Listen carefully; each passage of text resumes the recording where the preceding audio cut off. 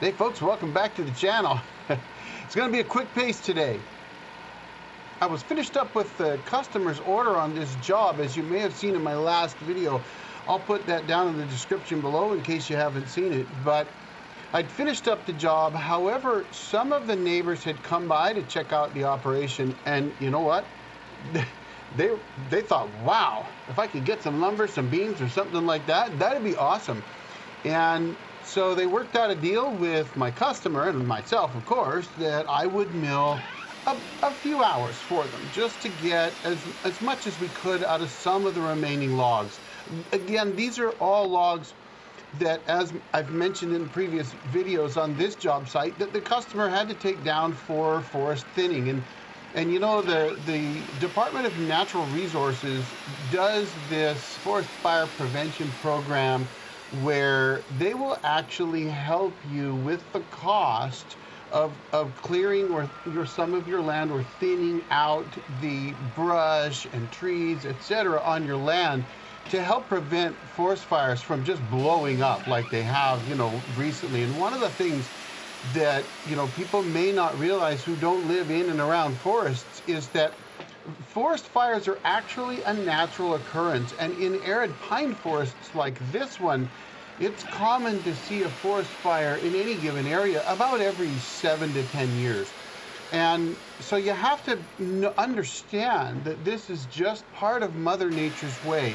And what happens is, of course, if we don't allow a forest fire to burn through this forest right here, then the fuel, we call it fuel, the brush, the branches, the debris, the grass, the bushes, etc., all builds and builds and builds until that time when a fire does come through the area, it's super hot and it's devastating and it just burns everything in its path. Whereas if you actually clean your forest out, which is what happens during a forest fire that's not like that, a natural one that happens every, you know, 5 to 7 or 7 to 10 years, it cleans out all that extra fuel. So the next time the fire comes through, it can't burn like that. It'll burn through fairly quickly. It won't be as hot. It won't stick around. It doesn't kill the trees. In fact, some pine trees won't release the seeds from their pine cones until they've been burned. It's actually kind of crazy, but it really is true.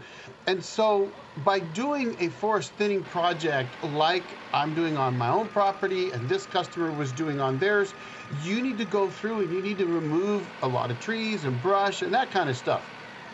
So when you do that, rather than just cut all those logs into firewood, you can turn them into lumber, right? And that's what I do. So in this case, the neighbor came along and they thought, wow, you know what? If we could get some beams and some 2x stock and maybe some 1x, then that would be awesome. So let's do it. Let's put some time in. Let's knock out these logs. And so the first few logs are pretty small, and you can see that. And what I'm doing is I'm just making some beams out of these. So you've got, you know, 6x6 posts or beams that I'm making, and they're gonna make a, you know, a gazebo or a greenhouse or something like that with them. And frankly, that's awesome, because otherwise these logs would have got burned up.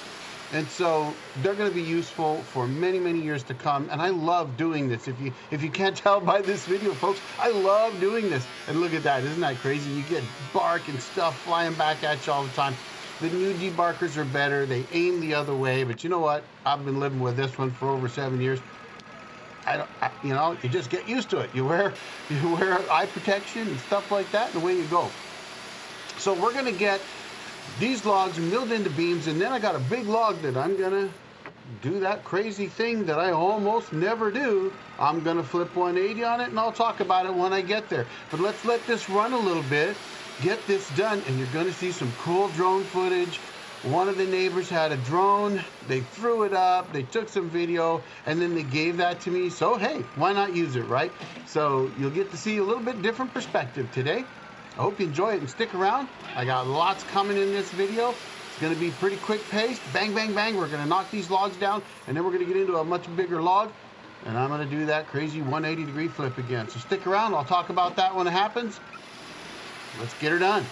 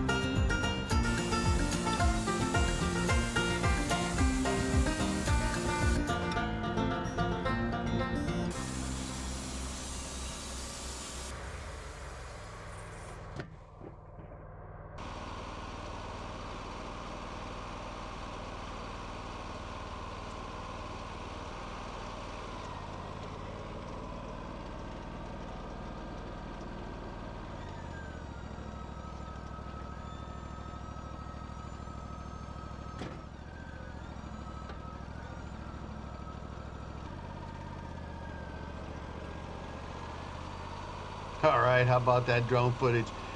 Let's get this last post or beam milled up, get it off the deck. And I'm actually gonna take a little lunch break. So it's gonna jump pretty quick from here to when I come back after lunch. But don't worry, I'm not gonna make you wait while I take lunch.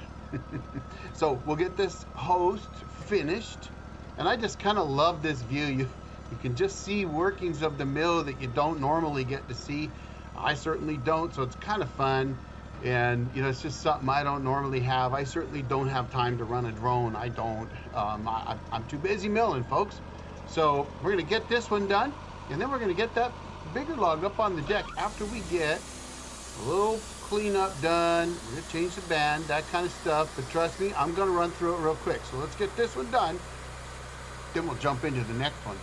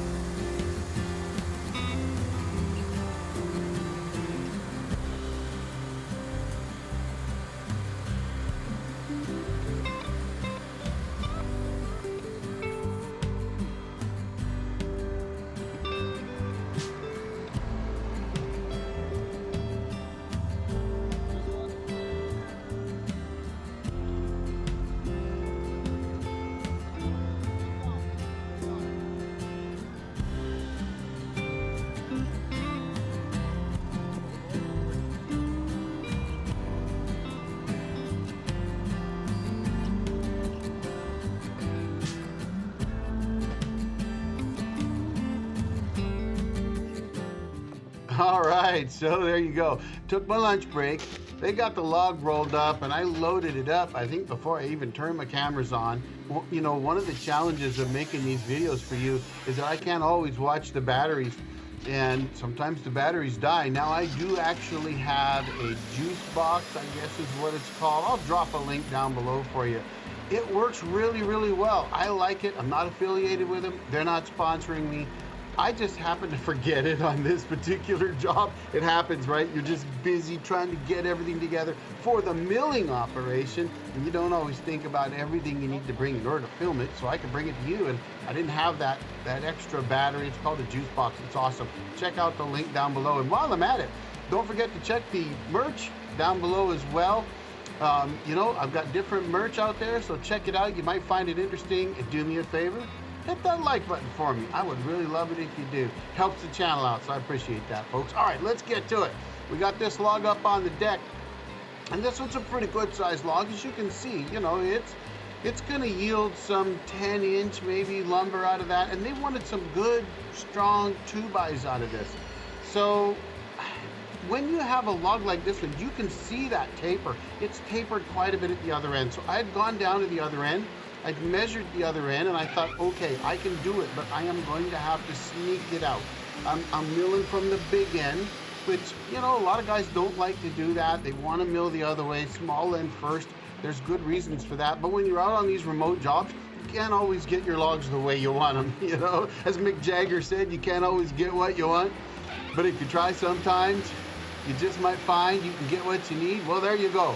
So I brought some Rolling Stones into this video, folks. So what I did is I went ahead, I measured it out. I said, okay, if I come from the pith and I measure up 5 inches and down 5 inches, I went to the other end. I could see I could do it on the other end. I took it flat, flipped it 180, did it flat again, flipped it again. And what I was doing when I did that, I just wanted to make sure that I got the opening face where I needed it all the way down the log. So that's why I took some off, I flipped it over, took some more off the other end, and then flipped it again. And it's not the most efficient way to mill. The most efficient way, folks, no matter what anybody tells you, the most efficient way is cut, roll 90, cut, roll 90, cut, roll 90, mill her down. You don't really see me do that very often. Look at all that sawdust, isn't that crazy? A lot of times I end up rolling again, but you know, that's the nature of the beast. You're out here in the middle of nowhere. Things aren't going to work the way you want them to. Mother Nature doesn't always agree with you. So in any case, in this one here, I got it down to where we got the width that we needed at the small end. That's the important part. And then just started knocking it down. And you know, that's life on a sawmill, folks. There's different ways to skin the cat. Sometimes you might find that you can do things a little differently, and don't let anybody ever tell you that you have to do things a certain way. You don't. There's just ways that might be better than others, and it really depends on what you're doing. Sometimes, you know, you're out there, you're watching other videos, and a guy might say, hey, this is the only way to do it, it's the best way. And you know what? I fall prey to this myself. He might be milling hardwoods, and I'm milling softwoods. That's different. It's a different animal. You're milling posts, beams, dimensional lumber versus furniture grade stuff. Guess what? Furniture grade, totally different animal. I don't really mill that. Very, very seldom do I mill hardwoods, so I do the best I can when I'm on hardwoods. Softwoods are my thing. That's what I mill, and I mill lots of them. And my goal is to get out there and make the best lumber I can for the customer and get as much of it as I can milled up in the shortest period of time. Gives them the most bang for their buck. And you know what? That's how I get multiple customers. And I'm going to be talking about how I paid for this mill in 13 months in a video that's coming soon. I promise to do that for you. Well, guess what, folks? You've seen some of, and you've heard some of, how I've done that in past videos. So if you go back and you watch some of those videos, you might catch on to a little bit about what's going on here. It's customer focused, but there's lots more to it. So stick around. We're going to get these off the deck here, get this one done, and then I just have a little bit more to do. That's going to be in the next video. I'll bring that to you as soon as I can. I'm working on videos all weekend, folks. And if you haven't hit that subscribe button, you know what? It's free. Do me a favor, hit that for me while you're at it. Y'all have a great day. I appreciate your being here. The old jarhead out.